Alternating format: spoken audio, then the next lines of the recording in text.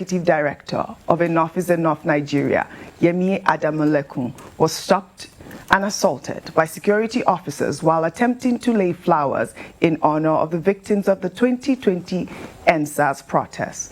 The incident has sparked widespread condemnation on social media.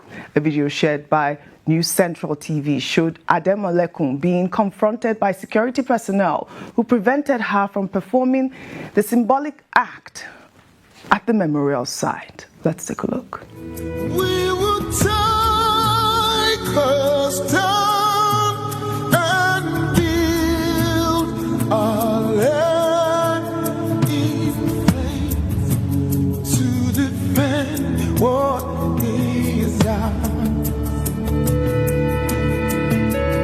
Here we are as a people with.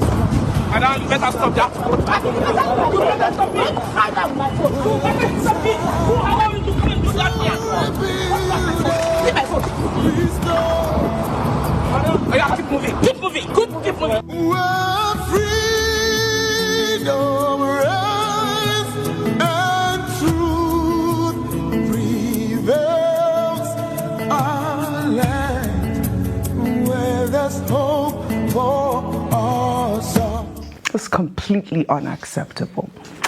The Lekki Toll Gate has become a symbol site for remembrance of the NSAS victims, where Nigerians annually commemorate those who reportedly lost their lives during the October 2020 protests. This incident raises questions about the right to peaceful remembrance and freedom of expression in public spaces. I'll take some reactions on X. This person actually posted on Instagram, stating, "It's painful to watch this. She only came to pay respect, yet she was treated like an enemy. When will we learn that power should serve the people, not crush them? They fear remembrance because truth exposes guilt. No one should be assaulted for honoring the victims." Well, Deji Adeyoju also condemned this. He wrote on X, "I condemn the harassment of notable human rights activist Yemi Adamalekun of Enough is Enough Nigeria by the ever senseless security agents who have no respect or regard for human rights in Nigeria." And that's the actual point. Who authorized this move, actually?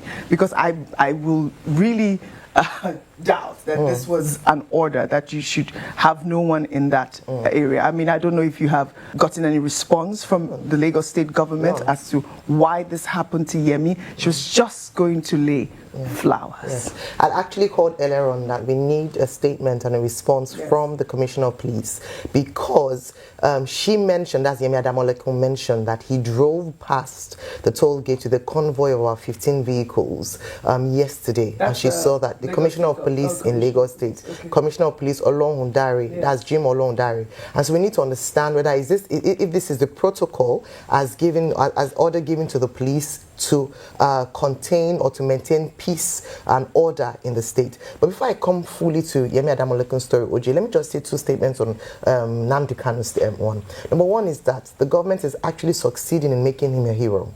And a number of people have said that they might not necessarily agree with all that he stands for, but by denying him access to justice, they are actually making him a hero. And a lot of people who stand against unfairness and injustice are coming out to speak against it. The second is that Nigeria has lost too much as a result of his consistent incarceration and the lack of respect of this government of the rule of law. I say this because we have lost so much money with the sit-at-home order every Monday in the southeast, which could have been averted, because the same the same treatment given to bandits and terrorists in the north who actually committed crimes, who actually killed people, whereby they granted them amnesty and they are negotiating with them, and someone who is allegedly a terrorist is starkly different. And this is the selective justice that Nigerians are crying out for.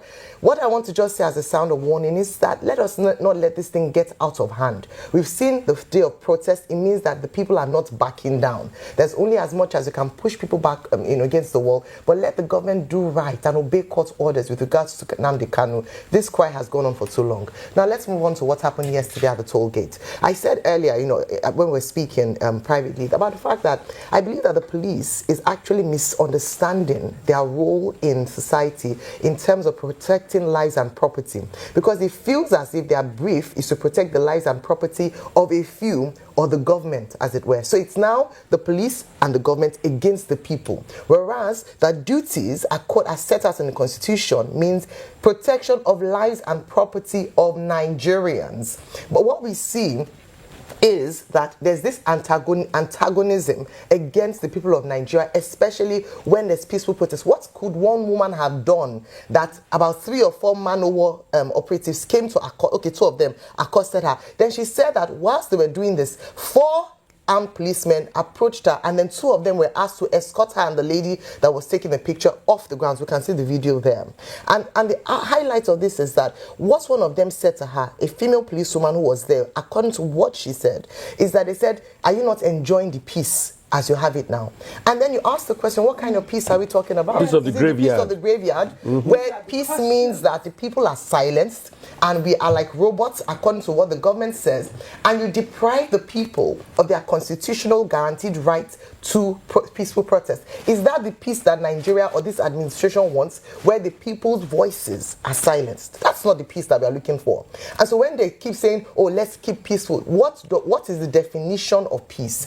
She had a right to go there to lay wreath. She was not even protesting peacefully, because she said a number of people that were called to come out to protest were afraid.